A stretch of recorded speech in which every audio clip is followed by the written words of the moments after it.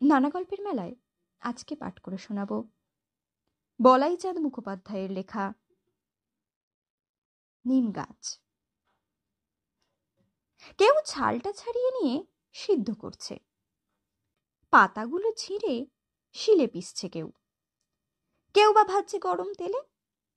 খোস, দাঁত, হাজা চুলকানিতে লাগাবে, চর্মরোগের অব্যর্থ মহৌষধ।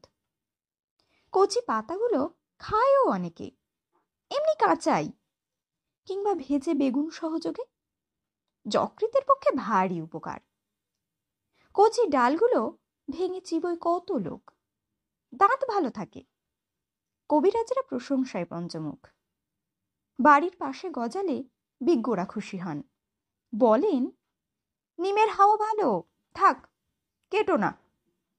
কাটে না, কিন্তু যত্নও করে না। আবর্জনা জমে এসে চারিদিকে, শান দিয়ে বাঁধিয়েও দেয় কেউ, সে আর এক আবর্জনা। হঠাৎ একদিন একটা নূতন ধরনের লোক এলো, মুগ্ধ দৃষ্টিতে চেয়ে রইল নিম গাছের দিকে।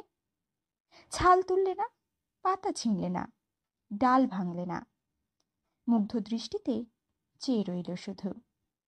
বলে উঠল, বাহ কি সুন্দর পাতাগুলি, কি রূপ!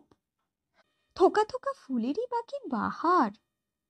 এক ঝাঁক নক্ষত্র নেমে এসেছে যেন নীল আকাশ থেকে সবুজ সায়রে। বাহ! খানিক্ষণ চেয়ে থেকে চলে গেল। কবিরাজ নয়, কবি। নিম গাছটার ইচ্ছে করতে লাগলো লোকটার সঙ্গে চলে যায়, কিন্তু পারলে না। মাটির ভিতর শিকড় অনেক দূর চলে গেছে। বাড়ির পিছনে আবর্জনা স্তূপের মধ্যেই দাঁড়িয়ে রইল সে। ওদের বাড়ির গৃহকর্ম নিপুণা লক্ষ্মী বউটার ঠিক এই দশা।